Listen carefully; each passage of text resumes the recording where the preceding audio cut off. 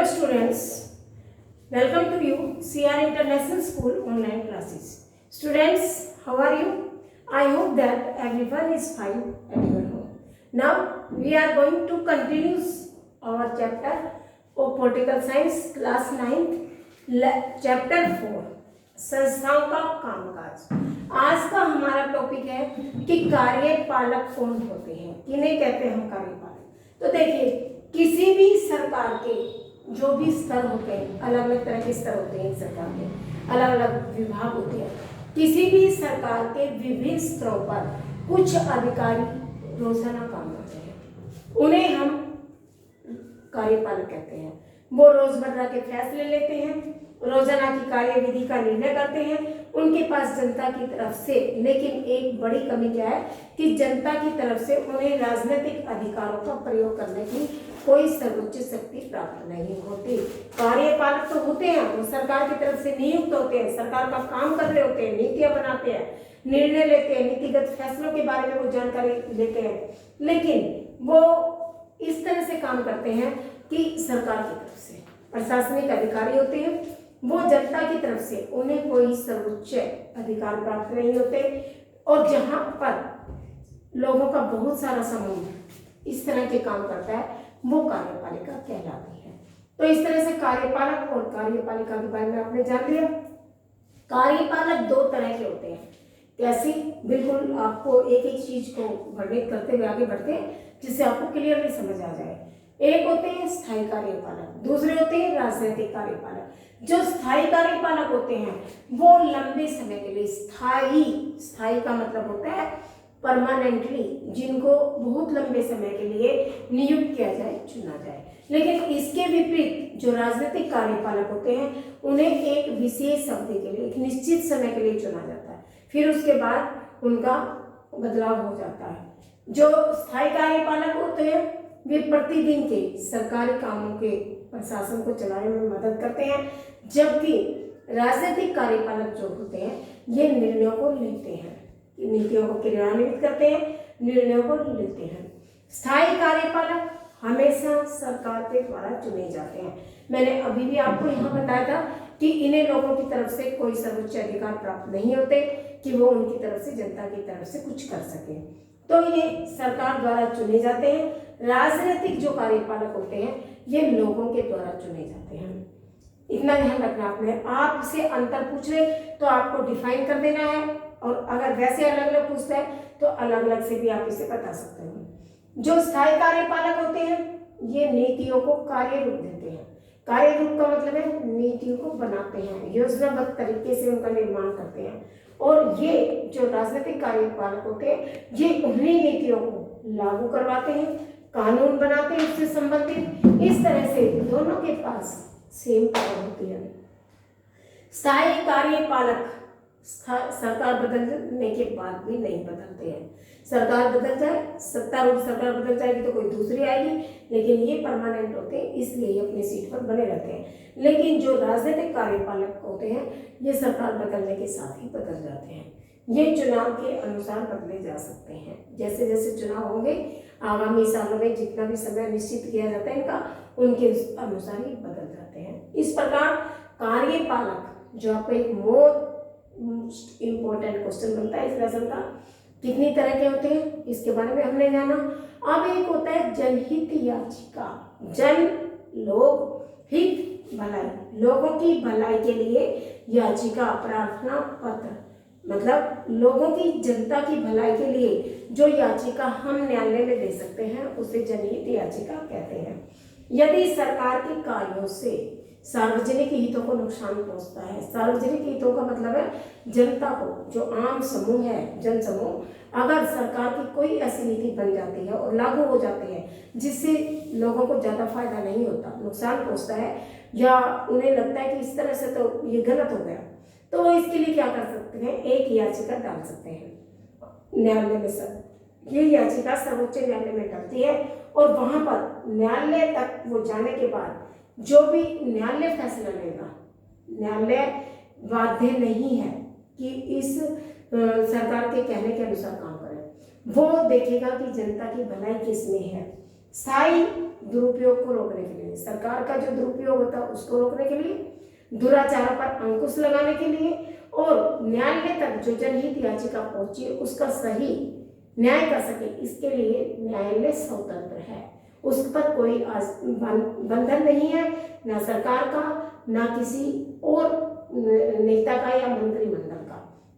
वो जब जनहित याचिका पहुंच जाती है तो उसके लिए सही निर्णय लेना सर्वोच्च न्यायालय के न्यायाधीश के लिए एक जरूरी काम हो जाता है। इस तरह से आपका ये टॉपिक कंप्लीट हुआ। अब आते हैं, एक बहुत अच्छा क्वेश्चन है आपके लेसन से संबंधित और वर्तमान में भी इसकी जरूरत है। देखिए, हम कहते हैं कि मंडल आयोग क्या था। आपके लेसन में क्वेश्चन है कि मंडल आयोग क्या है। तो मंडल आयोग 1979 में 1979 में सरकार ने दुरुपयोग को रोकने के लिए, दुरुपयोग इनका जो दलित जाति के लोग थे उनका जो उनके साथ जो हीन व्यवहार किया जाता था, दलितों के साथ उपेक्षित व्यवहार होता था, उस बर्ताव को रोकने के लिए सरकार ने एक मंडल का गठन किया था जिसे मंडल आयोग कहा गया। और इसे मंडल आयोग इसलिए कहा गया कि जो इसका नेता था वो वीपी मंडल था। वीपी मंडल ने इसका गठन किया था, इसीलिए इसे उसी के नाम के अनुसार इसे मंडल आयोग का नाम दिया गया। जैसे कि SEBC अनुसूचित जाति के लोग होते हैं, जो दलित लोग होते हैं या जनजाति के लोग होते हैं, उनके साथ जो भी भेदभाव होता था, समानता नहीं थी, उन्हें रोजगार के अवसर प्राप्त नहीं थे, शिक्षा में वो पीछे थे, उन्हें समानता तक लाने के लिए एक गठन किया गया था संघ, एक संस्था का, जिसे मंडल आयोग का नाम दिया गया था। ये संस्था 1979 में गठित की गई थी, लेकिन इस मंडल आयोग के साथ बहुत से मुद्दे खड़े हुए जिनका वर्णन इस प्रकार है। देखिए, इसका उद्देश्य क्या था मंडल आयोग का, कि जो पिछड़ी जाति के लोग हैं समाज में, सामाजिक दृष्टि से जो पिछड़े लोग हैं, पिछड़े वर्ग हैं, उनकी पहचान करना, उनका मापदंड खोजना और प्रस्तावित जो भी कदम है, जो भी हम उनके लिए बेहतर कर सकते हैं, अच्छे से अच्छे स्टेप उठा सकते हैं, उन कदमों का सुझाव देने के लिए, ताकि उनका जो समाज में जो एक दयनीय स्थिति है उसको दूर किया जा सके, उसका जो पिछड़ापन है उसको दूर किया जा सके, उन्हें सामाजिक दृष्टि से ऊपर उठाया जा सके। इसके लिए बहुत से नेताओं ने, भीमराव अंबेडकर ने भी बहुत बड़ा योगदान दिया, महात्मा गांधी ने भी, जो इन्हें क्या कहते थे, हरिजन कहते थे, हरि के लोग। उन्होंने एक ऐसी उपाधि दी ताकि लोगों को ये लगे कि हम दलित नहीं है, सभी भगवान के द्वारा बनाए गए लोग हैं, सभी के साथ एक जैसा व्यवहार होना चाहिए। इसलिए मंडल आयोग इसीलिए बनाया गया था, ऐसे वर्गों की पहचान करें जिनका सामाजिक दृष्टि से बहिष्कार कर दिया गया है, उपेक्षित महसूस किया जाता है, या जिनके साथ पिछड़ापन जैसा व्यवहार होता है, जो अपने आप को उपेक्षित महसूस करते हैं, समाज में सब लोगों के साथ मिक्स होने में कतराते हैं। तो इसका प्रस्ताव क्या रखा हुआ है, SEBC यानी आर्थिक रूप से और सामाजिक रूप से पिछड़ा वर्ग, जिसे हम आज की भाषा में SEBC बोलते हैं।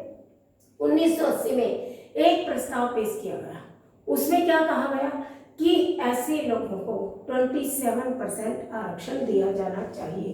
1981 में कि ऐसे लोगों को क्या दिया जाना चाहिए, 1980 में एक प्रस्ताव पास किया गया जिसके अनुसार 27% जो ऐसे लोग हैं जिनको सामाजिक और आर्थिक दृष्टि से पिछड़ापन महसूस होता है या जिनके साथ ऐसा भेदभाव हो रहा है, उनको सरकारी नौकरियों में भी और सरकारी कॉलेजों में भी 27% का आरक्षण दिया जाए। इसके घोषणा होते ही एक विरोध सा खड़ा हो गया, क्योंकि कुछ लोगों ने इसका सहर्ष समर्थन नहीं किया। किन लोगों ने नहीं किया, जो इस जाति से संबंधित नहीं थे, जो पिछड़े में नहीं थे, जो एक समान स्तर पर थे, एक अच्छे सम्मानित जीवन जी रहे थे। उन लोगों को लगा कि आज वो पिछड़ी जाति से संबंधित नहीं है तो कल को वो पिछड़ जाएंगे, क्योंकि जो पिछड़ी जाति के लोग हैं उनको उठाने के लिए ये आयोग भी, नेता लोग भी हर तरह से प्रयासरत होंगे, तो उनको वो आरक्षण के साथ नौकरियां भी मिलेगी और इन लोगों के अधिकार कम हो जाएंगे। तो इस तरह से ये समानता तो नहीं हुई ना। वो लोग जो दलित है वो उठ जाएंगे, और जो लोग ठीक ठाक है, मध्यम स्थिति के हैं, वो लोग नीचे आ जाएंगे। और ऐसा हो भी रहा, आप देख रहे हो आज दलितों के साथ सरकार है। जो भी दलित जाति के लोग हैं, पिछड़ी जाति के लोग हैं, निम्न वर्ग के लोग हैं, उनको आर्थिक रूप से नौकरियां भी हैं, उनको सरकारी कॉलेजों में आरक्षण भी है, उनके साथ उनकी विशेष सुविधाओं का भी ध्यान रखा जाता है, घरों तक उनके पानी की सुविधाएं हैं, टैंक की भी उनको फ्री में दी जाती है, उनका राशन भी फ्री में गिरता है, उनके बच्चों की एजुकेशन भी फ्री में होती है। तो इस तरह से क्या होता है, एक आम आदमी के साथ गलत हो रहा है। और ऐसा उस समय लोगों ने महसूस किया था, कुछ लोगों ने महसूस किया था जो पिछड़ी जाति से संबंधित नहीं थे, उन्होंने इस मुद्दे को उठाया कि इस तरह से तो समानता कभी नहीं आएगी, आज भी समान नहीं है और आगे भी नहीं आएगी, क्योंकि जब दलित ऊपर चढ़ जाएंगे तो जो सामान्य वर्ग है वो पिछड़ जाएगा। इसके लिए 1980 में भारत में एक बहुत बड़ा मुद्दा चल गया। धीरे धीरे अखबारों में, जो प्रिंट मीडिया है, इसके थ्रू लोगों की जो एक ऐसा पक्ष सामने आया जो इसके विरुद्ध थे। उन्होंने जुलूस निकाले, रैलियां निकाली, प्रदर्शन किया, एक रौद्र रूप ले लिया, और जो समाज था वो दो भागों में बट गया। एक तो दलित जाति के साथ हो गया और दूसरा सामान्य वर्ग के साथ। और एक चाहता था कि दलितों को यह अधिकार मिले ताकि वो इतने दिनों से जिस पीड़ा को, जिस दुख को, जिस दयनीय स्थिति को झेलते आए उससे वो उभर पाए। लेकिन कुछ लोग ऐसे थे जिनको ये लगता था अगर इनको ऊपर उठाया गया, क्योंकि देश की आधी से ज्यादा आबादी इस तरह के लोगों की है, तो जो सामान्य वर्ग है वो पिछड़ जाएगा, उसके जो अधिकार है तो वो समानता के अधिकार से पीछे रह जाए। और ऐसा हो रहा है। आज आप देख रहे हो वर्तमान में जो जनरल कैटेगरी के बच्चे हैं, जो सामान्य वर्ग से संबंधित है, उनको ना तो नौकरियां है ना एजुकेशन है। आप टेस्ट देके देख लीजिए, जिन बच्चों को उसी टेस्ट के लिए 100 मार्क्स सामान्य वर्ग को लेने पड़ते हैं, आप ये देखिए SC BC के लिए उनको 30 नंबर से भी पास कर दिया जाता है, पेपर 1 होता है। आरक्षण की वजह से ये लोग आगे बढ़ रहे हैं, जिस बच्चे में प्रतिभा है, टैलेंट है, वो पीछे रह रहा है। तो इस तरह से इसी डर के कारण एक आंदोलन चला था 1980 में, और बहुत बड़ा मुद्दा लेकर ये भारत में काफी दिनों तक व्याप्त रहा था। एक आता है इससे रिलेटेडली इंदिरा साहनी एवं बनाम मुद्दा। SEBC से संबंधित जो भी जितने भी केसेस थे उनको न्यायालय में डाला गया ताकि लागू होने से रोका जाए, क्योंकि कुछ लोग नहीं चाहते थे कि इसको लागू किया जाए। अगर वो लागू होते हैं तो बाकी आम जनता के साथ पक्षपात होता है। सर्वोच्च न्यायालय ने सभी केसों को एक साथ जोड़ दिए, जिसे इंदिरा साहनी एवं बनाम मुद्दा का नाम दिया गया। अगर आपसे कोई पूछता है इंदिरा साहनी एवं बनाम मुद्दा क्या है, तो आप इतना लिखेंगे कि SEBC से संबंधित आरक्षण देने के मामले में 27% का जो आरक्षण था दलित जाति को, वो देने के लिए सर्वोच्च न्यायालय में एक अपील की गई थी, और कुछ लोग नहीं चाहते थे कि ये अपील लागू हो, ये अधिकार उन लोगों को मिले, सभी को समान रखा जाए, इसलिए उन्होंने इसे लागू होने से रोका। लेकिन सर्वोच्च न्यायालय ने 11 वरिष्ठ जजों के साथ इस फैसले को डील किया। वरिष्ठ का मतलब होता है श्रेष्ठतम, अच्छे से अच्छे अनुभवी वकील। जब भी कोई ऐसा मतलब बहुत बड़े मुद्दे को लेकर कोई फैसला होना होता है तो 1-2 जज नहीं करते, 5, 7, 11 अच्छी संख्या में होते हैं। जैसे राम मंदिर का जो मुद्दा था, इसके लिए भी इतने ही जजों की कमेटी बैठी, उसमें एक हिंदू भी था, एक मुस्लिम भी था, हर एक समुदाय के रखे गए ताकि कोई आरोप न लगा सके कि हिंदू संस्था है इसलिए हिंदुओं ने सर्वोच्च न्यायालय में पक्षपात करना। तो इसी तरह से कोई भी बड़ा मुद्दा होता है उसके लिए बड़ी संख्या में और अच्छे जजों की को ये काम सौंपा जाता है। तो इस मुद्दे के लिए भी सर्वोच्च न्यायालय ने 11 जजों को रखा जो अपने माहिर थे, काम में अनुभवी थे। उन्होंने क्या किया कि इसको वैध करार दे दिया। उन्होंने कहा कि सरकार ने अगर ये फैसला लिया है कि 27% आरक्षण दिया जाना चाहिए तो वो सही है। क्यों? क्योंकि वो दलितों की स्थिति से वाकिफ थे, वो उनको उठाना चाहते थे, लेकिन एक लिमिट तक होना चाहिए। जब सब चीजें ठीक ठाक हो गई तो उसको बिल्कुल बराबर कर देना चाहिए था, लेकिन वो चलता रहा। तो इससे क्या हुआ कि ये 1922 में जब सरकार सर्वोच्च न्यायालय ने भी इसे वैध करार कर दिया, लेकिन उसने इसको वैध करार करने के साथ सरकार को एक आदेश दिया कि वो संसद में एक संशोधन करवाने की चेष्टा करें। साथ ही एक संशोधन करवाया भी गया जिसमें ये कहा गया कि इसका लाभ केवल गरीब लोगों को ही मिलेगा, चाहे वो दलित जाति से संबंधित हो, जिनके पास पहले ही नौकरियां हैं, जिनके परिवारों के पास आय के साधन पर्याप्त है, सुविधाएं हैं, उन लोगों को नहीं मिलेगा, चाहे वो दलित समुदाय से संबंधित क्यों ना हो। तो ऐसा फैसला 8 सितंबर 1993 को हुआ। इस तरह से ये मंडल आयोग और इंदिरा बनाम साहनी जो मुकदमा है, इसके बारे में मैंने आपको बिल्कुल खोलकर बता दिया है। ये मोस्ट इम्पोर्टेंट क्वेश्चन है और इससे रिलेटेड जितने भी क्वेश्चन बनते हैं मैं आपको बुक से उनकी पिक भेजती हूँ, क्योंकि जब भी आप क्लास में आते थे तो अपनी एवरग्रीन से या एनसीईआरटी से आप लिख कर लाते थे।